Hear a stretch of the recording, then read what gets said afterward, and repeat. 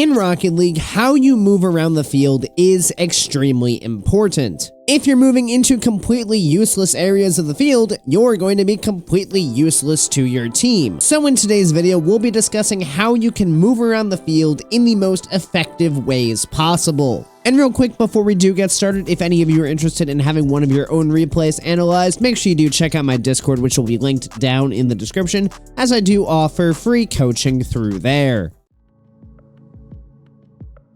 Hey, here's that moment I was talking about where you're boosting really hard in one direction when the ball is about to very likely come back in the other.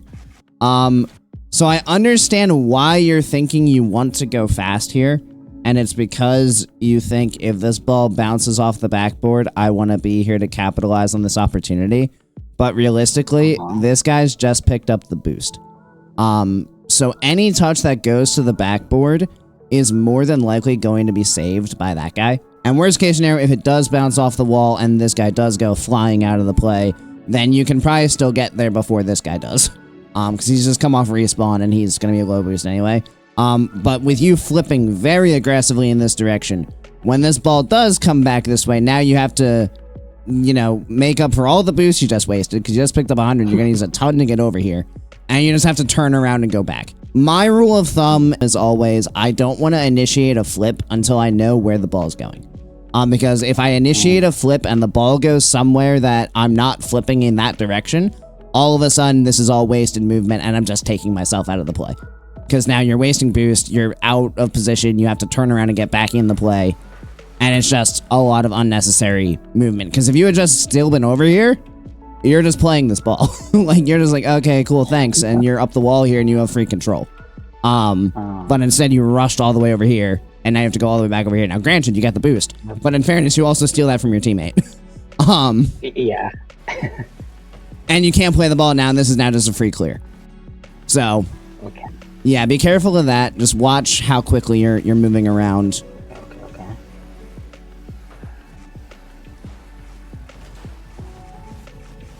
Okay.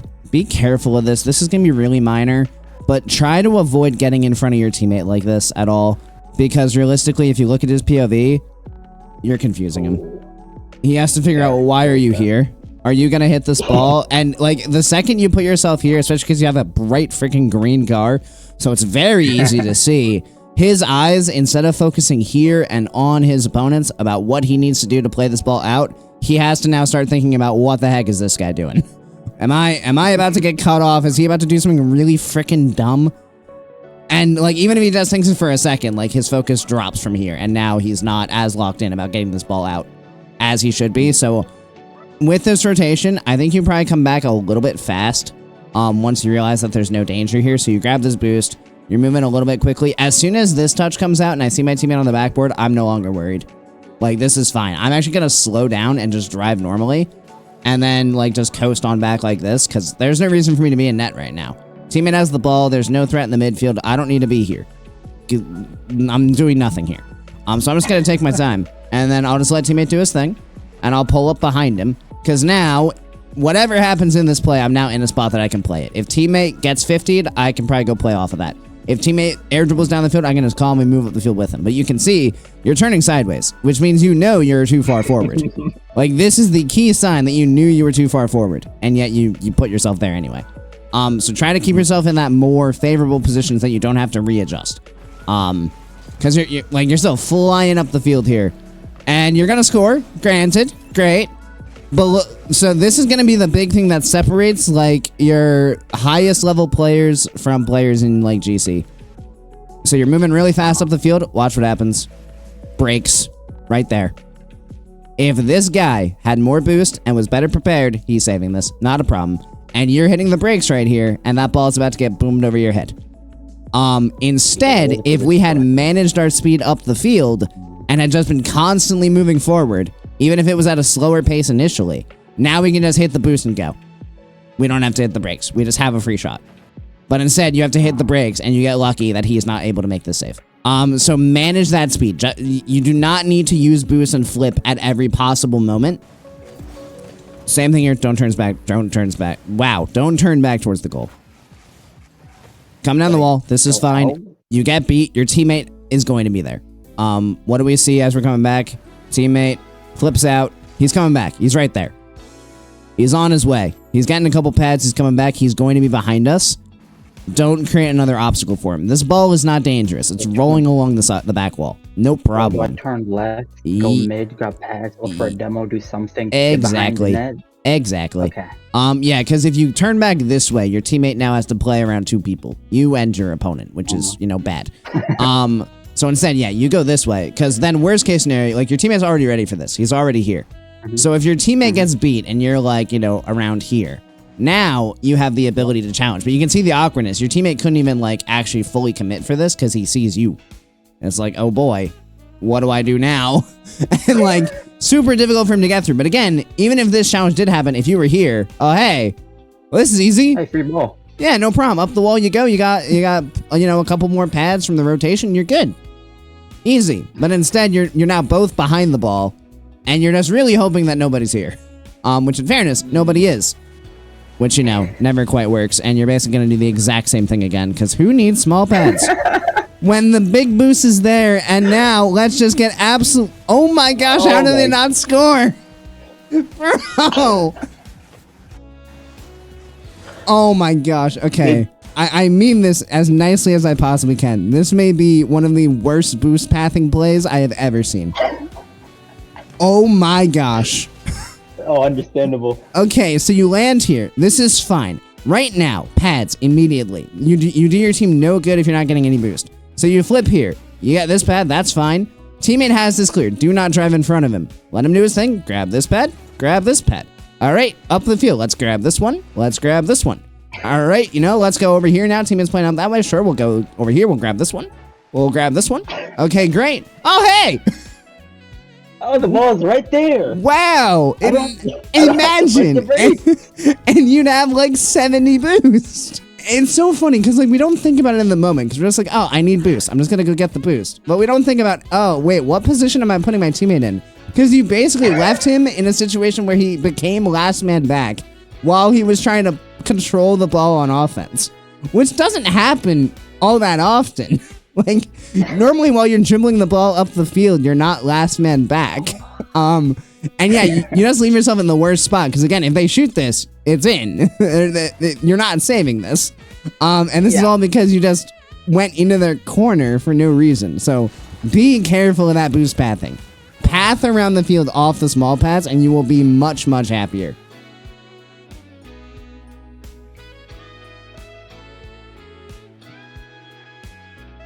Pick the pads.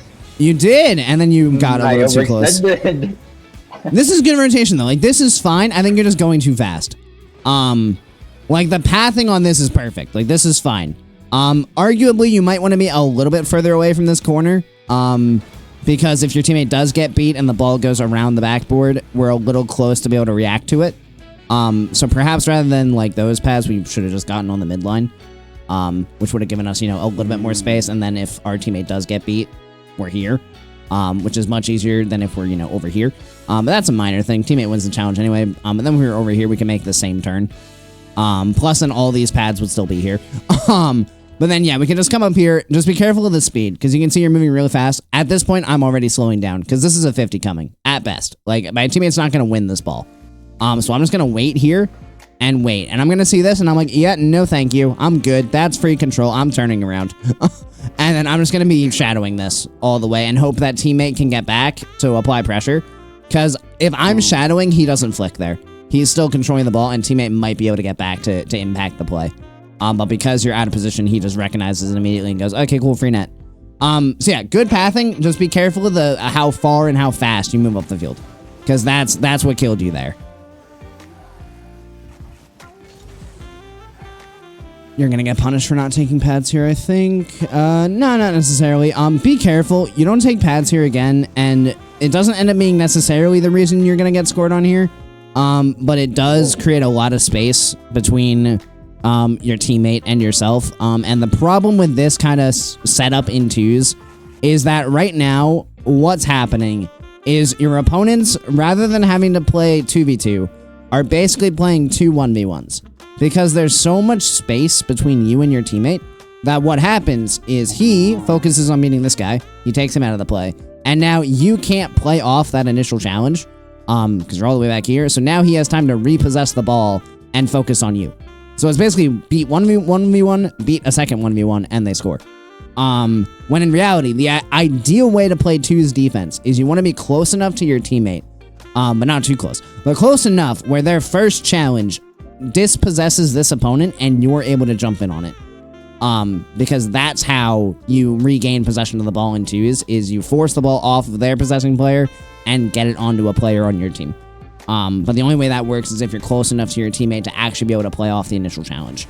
Now, in fairness, this ball goes to the wall, so like there's not a whole lot you can do anyway because your teammate doesn't even force him to jump. So you're kind of still in a rough spot, even if you had been a little closer, but just general rule of thumb, not that it was this position specifically. But right here, you kind of get a bit frozen. Like you don't know exactly what to do, and then it's going to result in this. Yeah. So what I'm seeing, right, is this guy is on the ceiling. So like, yes, he's probably going to get some kind of touch, but he is about like in his final third still. So I'm not exactly worried about this ball going in my net, especially if I'm positioned fine on defense. But as last man back, like our one goal here is just don't dive in. Like, give ourselves a chance. If we get outplayed and they score on us, that's fine. Like, then we can just say, hey, good play, you beat us, we'll get better next time. But if we leave ourselves in a bad spot, we're really just beating ourselves. We're not forcing them to beat us. We're just losing to ourselves. Which is never what you want to do. You always want to be forcing your opponents to be the ones that beat you, not give them the win for free. Because, yeah, if you just turned around here, this guy doesn't have full control of the ball. As soon as he flips this out, boom, free ball. Yeah, you'd have a free catch, and you'd be fine.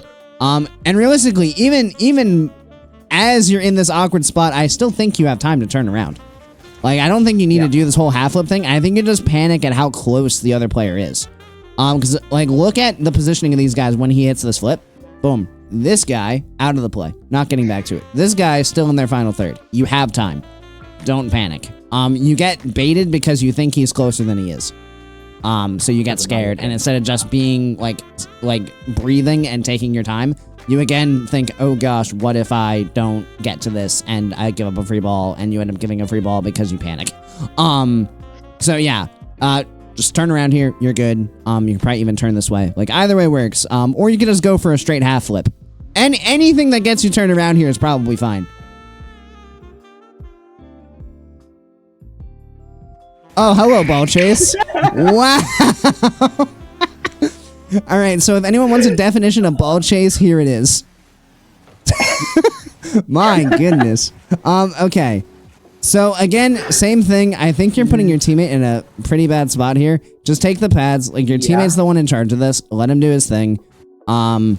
He misses this, whatever. Don't go in front of him, because he is the one that can control this ball. So let him have it. And don't be over here, because now again he has to be like, wait, I'm last man back again? What happened? And now he's getting challenged. And now again, he's perfectly set up to go play this ball. And instead of just going back this way and waiting to see what happens, you turn. And I know what's happening. Like, I know the reason why this is happening. And the reason this is happening is because we are in this position, and this happens to, like, everyone I talk to. We're down by 1 with 4 seconds left. And for whatever reason, when you're losing with, like, anything less than a minute on the clock, it seems like everyone's brains just turn off. And an ape. They're just gone. No one thinks. And the problem with that mentality is that, yes, you need to find an opportunity to score, obviously. But if you panic at every single ball you see and put yourself in the world's worst positions over and over and over again, you're never actually going to give yourself that opportunity. You're just going to throw away every half chance you have on the ball. Because you absolutely probably should have had some ability to control this ball somewhere in this last, like, 15 seconds to be able to at least get onto the offensive half. But instead, you're just running around the field absolutely crazily, like going, and then you never actually touch the ball. I don't know if you touched the ball a single time this entire 15 seconds outside of kickoff. Realistically. Now I'm curious. Hold on. Let's see, because I don't think you do. I think you hit the ball on kickoff, and that's the last time you're going to touch it all game. Boom, and then it's going to be teammate from here on out. And of course, it's a terrible kickoff. Yeah, so yeah, you run over here, and then you turn over here, And then, yep, yep, you don't touch the ball. Oh my god. Yeah, so in this spot, like, just recognize, okay, teammates set up there. I'm just taking these pads back because you need to have good coverage of the field here because your teammate's going to cover this area. So if they just try to leave it or whatever, then he'll cut that off. You need to play for if they bang it back into the midfield. So if you had been over here, now, here you go. And actually... Another free ball. And they just, double committed. And one of them's on 0 boost. So yeah, if you're here and you can catch this, you don't even need to get it on your car immediately. Like, you would just need to hit, like, get it in the air and move it towards the goal. And yeah, you have a wide open net. But you did that instead, and now you can't capitalize on them making... I don't know why they would double commit with 5 seconds left, but there it is. But yeah, you're just not putting yourself in positions to be successful, and it's what costs you there at the end. As you guys can see, a lot of your ability to be successful in Rocket League really comes down to how you move around the field. If you move around in smart ways, you are going to put yourself in a lot of successful positions. So make sure in your guys' own games you really consider how you're moving around the field to make sure you're putting your team in the most successful spots possible. Of course, thank you everybody so much for watching. I really do appreciate each and every one of you who made it to this point in the video, and I do hope you enjoyed it and found it helpful. If you did, make sure you click that subscribe button right down below so you make sure you don't miss any future Rocket League content. Additionally, once again, if you're interested in some one-on-one coaching of your own, or perhaps you just like to be a bit more involved in the community we're building here, feel free to check out my Discord, which is again linked down in the description. And as always, I hope you guys have a great rest of your day, and I'll see you next time. See you later, guys.